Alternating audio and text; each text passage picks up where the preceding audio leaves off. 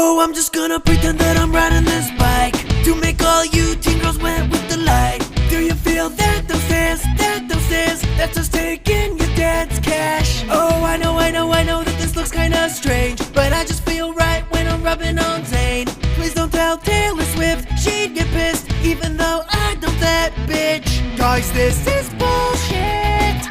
Why do Hai, selamat siang pendengar setia Ruang Bincang Kesehatan. Kembali lagi bersama saya Naya Latifah Zahra, yang siang ini akan membahas topik yang sangat relevan di era digital ini, yaitu self-diagnosis. Dan dari yang kita saksikan, nanti akan ada informasi yang begitu melimpah. Apapun yang kita rasakan, seolah langsung ada jawabannya di internet. Tapi, apakah semua jawaban itu benar? Mari kita lihat kisah seorang wanita dewasa yang bernama Najwa. Duh, kenapa ya? Kok aku akhir-akhir ini gak produktif kayak biasanya? Bawaannya cemas terus. Apa aku lagi depresi ya? Coba deh aku cari di TikTok. Tuh kan, tuh. Gejala yang aku alami tuh cocok banget sama artikel ini. Oh, ini juga nih, tanda-tanda bipolar. Jangan-jangan aku bipolar. Soalnya kadang-kadang aku tiba-tiba suka sedih. Nah, besok seneng. Nih, aku udah fix bipolar ini. Coba deh aku cari lagi deh. Ciri-ciri orang bipolar. Nah, tuh. Makasih ibu sebelumnya. Iya, aku pulang ya bu ya. Hati-hati.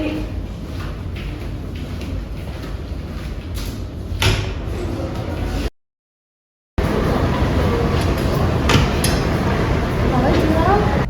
Halo, Nay, kamu di mana? Aku bisa sih konseling. Kamu bisa temenin aku gak? Bisa. Kamu lagi kenapa? Ya nih aku ngerasa gak baik-baik aja. Oh ya udah. Yaudah nih aku kesana ya. Oke. Ya. Oke.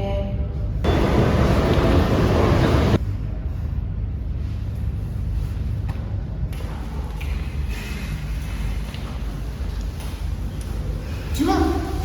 Cepet banget datangnya. Kamu kenapa? Gak apa sih? Ah, bohong. Kamu lagi kenapa? Udah cerita aja. Jadi gini, beberapa hari ini, udah hampir seminggu, aku tuh ngerasa apa aku punya bipolar ya? Apa aku depresi? Soalnya, aku cek di TikTok, aku lihat juga di Google. Semua itu mengarah ke gejala-gejala depresi sama bipolar. Aduh, Juel, kamu tuh kebiasaan deh. Setiap kita ketemu ada aja diagnosis baru. Kamu inget gak bulan lalu kamu baru bilang kamu OCD. Terus 2 minggu lalu kamu juga bilang kamu anxiety. Terus sekarang kayak gini. Gak segampang itu penyakit mental itu didiagnosis, Juel. Loh, tapi gini, itu kan udah beberapa minggu yang lalu kan? Ini kan aku baru kejadiannya baru seminggu ini, beberapa hari loh, terus-terusan loh. Berarti kan emang bener aku bipolar, aku beneran depresi, ini aku beneran sakit mental ini. Tapi kan gak segampang itu kamu dapat diagnosis kayak tiba-tiba kamu bipolar atau depresi. Kamu inget kan? Aku juga punya struggle depresi. Tapi gak segampang itu didiagnosisnya. Aku aja bahkan sampai cari konselor langsung buat sesi konseling biar aku tuh tahu dari para ahlinya beneran atau enggak aku gangguan mental atau enggak. Kan kayak gini butuh orang profesional tahu. Nih, kamu lihat deh. Ini tuh data, lihat nih. Tuh gejalanya.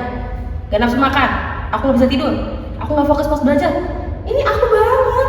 Ini aku percaya sama TikTok, aku percaya juga sama Google. The fix. Atau enggak gini deh. Kamu mau nggak ikut aku ke konselor aja? Aku kan punya kenalan konselor nih, konselor pribadi kan dia juga udah sesi konseling sama aku. Aku yakin dia bisa bantu kamu deh. Seenggaknya Juel, dia tahu apa yang sebenarnya terjadi sama kamu. Enggak, aku gak butuh. Karena aku rasa kalau aku ke psikolog atau ke konselor pun, itu pasti diagnosanya aku depresi, aku bipolar. Paling gak jauh-jauh dari kesehatan mental. Nah teman-teman, inilah perdebatan antara validitas self-diagnosis dan pengalaman nyata. Seperti fenomena ini, seperti yang Juel singgung tadi, memang banyak di media sosial terjadi hal-hal seperti itu. Kayak apalagi sekarang semakin berkembangnya zaman dan teknologi, semua hal mudah diakses dimanapun dan kapanpun.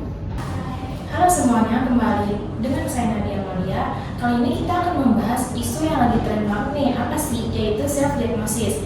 Nah, pasti di antara kita tuh sudah tahu kan kalau di luar sana tuh pasti banyak orang yang membuat konten kayak tentang 5 tanda kamu terkena depresi atau bipolar. Nah, konten-konten ini tuh membuat kita catchy dan pasti ngerasa relatable. Namun apakah yang relatable tersebut sudah pasti mengalami gejala yang sama? Mungkin ya, mungkin juga tidak. Nah, ada 25% dari 100 remaja Indonesia yang melakukan self-diagnosis. Nah, data tersebut itu diambil dari penelitian spesifik yang dilakukan oleh kelompok tertentu. Namun, data tersebut bukan berarti merepresentasikan populasi dari seluruh remaja di Indonesia. Memang kemudahan akses informasi membuat banyak orang mencoba memahami diri sendiri. Namun perlu dipahami, self-diagnosis adalah tindakan mendiagnosis atau mengidentifikasi kondisi kesehatan diri sendiri tanpa berkonsultasi dengan profesional medis seperti dokter, psikolog, psikiater. Biasanya ini dilakukan berdasarkan informasi yang diperoleh dari internet seperti apa yang kamu lakukan tadi. Nah, cirinya apa saja sih? Yang pertama ada informasi dari sumber non-profesional. Yang kedua, tindakan risiko kesalahan karena informasi yang terbatas dan tidak lengkap. Dan kemungkinan besar salah dalam menentukan diagnosis. Yang ketiga, dapat menyebabkan kecemasan berlebihan. Bisa menyebabkan kepanikan atau stres yang tidak berdasarkan karena mengira menderita penyakit serius. Nah, terus apa bedanya sih dengan diagnosis klinis? Diagnosis klinis itu proses menentukan jenis penyakit atau kondisi kesehatan yang dilakukan oleh profesional medis yang berwenang seperti dokter, psikologi, psikiater. Berdasarkan pemeriksaan dan komprehensif, ciri-cirinya seperti yang pertama dilakukan oleh profesional terlatih, hanya tentang medis yang memiliki keilmuan. Dan yang kedua, pemeriksaan fisik. Dokter akan mengamati dan memeriksa tanda-tanda serta gejala yang tampak. Yang ketiga, merekomendasi penanganan yang tepat setelah diagnosis. Nah, jadi gangguan mental itu kompleks, gak bisa kita disamaratakan. Diagnosis yang tepat melakukan evaluasi menyeluruh di profesional kesehatan mental seperti psikolog atau psikiater. Ini bukan sekedar mencocokkan daftar gejala, ada banyak faktor yang perlu dipertimbangkan seperti riwayat hidup, intensitas gejala, durasi, dan dampaknya pada fungsi sehari-hari. Seperti kisah yang telah kalian saksikan bahwa self-diagnosis itu tidak disarankan ya, alih-alih membawa kesembuhan yang ada malah berdampak negatif. Nah, jadi apa sih langkah terbaik ketika kita merasa ada yang tidak beres dengan kondisi mental kita? Yuk, silakan masuk. Iya, siang. Iya. Selamat siang, kemarin. Apa ini? Nah, jadi begini, ini kan temen aku, namanya Najwa. Biasa dipanggil Joel. Nah, jadi si Joel ini emang sering curhat lah, kan bestie banget bu. Bestie, betul. Dia ini sering cerita-cerita kan sama aku. Cuma akhir-akhir ini tuh Joel tuh sering banget cerita kalau dia itu lagi depresi bu, dia ngerasa lagi depresi. Nah, abis itu dia tuh sering cerita ke aku kalau misalnya dia itu sering nonton TikTok atau reels atau dia tuh baca artikel-artikel tentang depresi gitu, gejala depresi. Terus beberapa hari ini dia sering mendiagnosis dirinya sendiri. Kadang dia bilang dia anxiety, kadang dia bilang dia OCD, kadang dia bilang dia bipolar. Tapi aku ngerasa kayak nggak gitu sih bu kalau bisa mendiagnosis, tapi kita bukan orang yang profesional. Ya, ini bu. Jadi saya selama seminggu ini, beberapa hari sih hampir seminggu, itu tuh lagi ngerasa kayak gini ya gitu, kayak lagi ngerasa down banget lah gitu.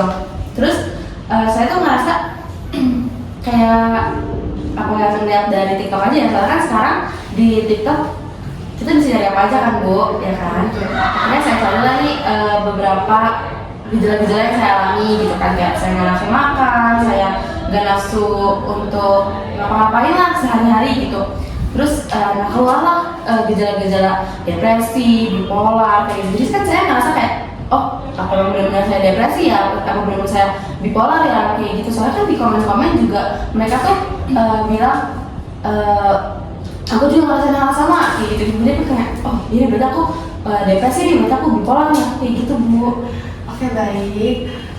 Terima kasih Juel udah datang ke sini dan Naik, terima kasih sudah mendampingi. Penting sekali untuk menyadari dan berani mencari tahu apa yang kita rasakan. Namun perlu saya luruskan ya, diagnosis itu adalah ranah profesional. Apa yang kamu baca di internet dan apa yang dikatakan oleh teman kamu itu bisa menjadi petunjuk awal. Tapi bukan diagnosis final. Informasi di internet bisa seringkali bersifat umum dan tidak bisa menggantikan evaluasi personal dari seorang ahli, sehingga apa yang kalian cari tidak selalu membuahkan hasil yang positif. Nah itu juga kenapa aku ngajak kamu ketemu Dunia. Soalnya kan aku juga udah dapet diagnosis, aku kan depresi ya. Tapi waktu aku dapet diagnosis depresi itu, aku tuh udah berkali-kali ngalamin sesi konseling dulu ya Bu. Jadi aku tuh udah aktif konseling sama Dunia berkali-kali berulang-ulang. Baru di situ Dunia bisa menyimpulkan apa diagnosis yang aku alami. Dan jadi bukan yang kayak aku lihat TikTok terus aku langsung merasa aku depresi gitu. Betul sekali, Nay. Misalnya, kamu merasa sering lelah atau malas. Ini bisa jadi gejala depresi, tapi juga bisa jadi gejala kurang tidur, kurang nutrisi, atau bahkan masalah fisik lainnya. Seorang profesional akan melakukan asesmen yang komprehensif, mulai dari wawancara mendalam, observasi, hingga mungkin melakukan tes psikologi jika diperlukan. Dan untuk memastikan apa yang sebenarnya terjadi. Oh jadi emang sebenarnya kita nggak boleh self diagnose gitu ya Bu, karena bisa berakibat yang nggak baik ke kitanya juga gitu ya. Betul Juel, self diagnose bisa jadi berbahaya karena bisa menimbulkan kekhawatiran yang tidak perlu, menunda pencarian bantuan yang tepat, atau bahkan membuat seseorang mengkonsumsi obat yang tidak sesuai. Gangguan mental ada beragam jenisnya dan penanganannya pun berbeda-beda. Nah, teman-teman aku jadi belajar banyak banget nih, kayak nggak boleh self diagnose, kita harus ke ahlinya, kayak gitu. Kalian juga nggak boleh self diagnose ya.